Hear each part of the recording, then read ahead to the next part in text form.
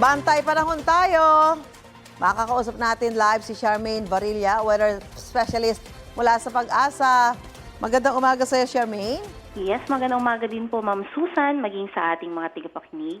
Charmaine, gaano kataas yung chance ang maging bagyo ang binabantayan nating LPA?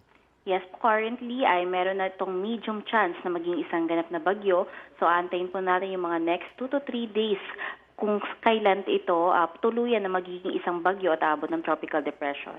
At habang inaantabayan na niya, inaasahan ba nating malakas pa rin ang habagat ngayong linggo at saang lugar natin ito mararamdaman?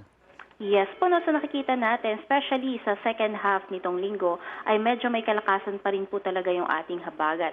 Especially nga dito sa may area ng Ilocos region, particularly sa may Ilocos Sur, La Union, Benguet, Pangasinan, maging dito sa may western section ng Central Luzon, including Zambales and Bataan. And as the days progresses, maaari pang madagdagan yung mga areas na may pinakamalalakas sa mga pag-ulan at maaaring sumama pa yung some parts ng Central Luzon, including ang Metro Manila, maging dito sa may western section ng Visayas at Southern Luzon, including Occidental Mindoro at Antique.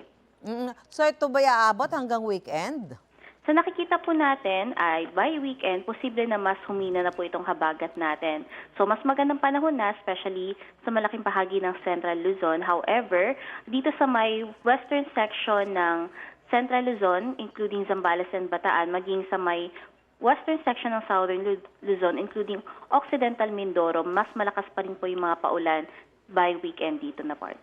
So ito na nararanasan natin, normal pa ba itong habang ito ng epekto ng habagat kahit wala namang bagyo at kung sakali hanggang kailan natin ito mararanasan, Charmaine?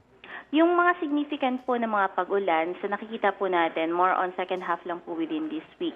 Though yung pagiging kaulapan na dadalhin ng habagat ay sa nakikita po natin, magpapatuloy po ito all throughout the month, especially pa rin po sa malaking bahagi ng Luzon. And kung titingnan naman po natin ay currently nga sa mga naranasan po natin ng mga pag-ulan nung nakaraan ay medyo umaabot na po tayo dun sa ating normal rainfall level. And since ay meron pa tayong ilang linggo bago matapos itong buwan na to, ay maaari tayong mag-exceed sa normal rainfall amount for this month of August. So ibig sabihin pala, dapat talaga handa tayo dito sa buong buwan ng Agosto. Yes po, tama po. Okay, maraming salamat, Charmaine Varilla, weather specialist mula sa Pag-asa. Yes po, maraming salamat. Magandang umaga.